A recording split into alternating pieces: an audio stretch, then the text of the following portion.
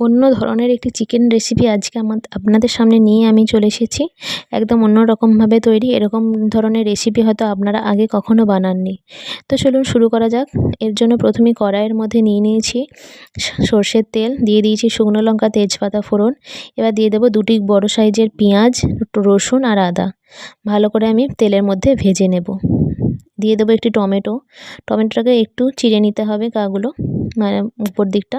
পেঁয়াজগুলো যখন লাল লাল করে ভাজা হয়ে যাবে তখন সব কিছু তুলে নিয়ে তেলের মধ্যে দিয়ে দেবো দারুচিনি আর জিরে ফোড়নটা ভালো করে ভেজে নিয়ে যে পেঁয়াজ আর টমেটো যে ভেজলাম সেই পেস্টটা তৈরি করলাম সেটা দিয়ে দেবো। এবার দিয়ে দেবো হলুদ গুঁড়ো, কাশ্মীরি গুঁড়ো।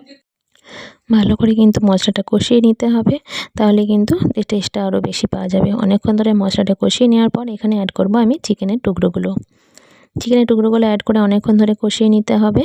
বেশ খানিকক্ষণ ধরে কষিয়ে নেওয়ার পর অ্যাড করব জলটা অ্যাড করে ভালো করে মিশিয়ে নিয়ে আমি ঢাকা দিয়ে সেদ্ধ হতে দেব। ঢাকা দিয়ে কষিয়ে নিয়েছি, আরও একটু জল অ্যাড করছি। একটু জল অ্যাড করে আমি ঢাকা দিয়ে দেব কষিয়ে ভালো করে সিদ্ধ করার জন্য। মিনিমাম 25 মিনিট আমি সিদ্ধ করে নিয়েছি। দেখতেই পাচ্ছেন চিকেন আমার এখানে সিদ্ধ হয়ে গেছে। চিকেনের রেসিপি আমার একদম রেডি।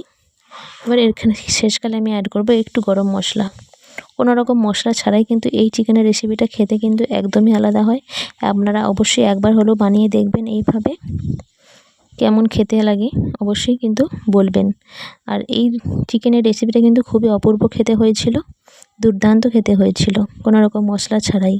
তো আজকে আমার এই রেসিপি কেমন লাগলো অবশ্যই কিন্তু কমেন্ট করে জানাবেন।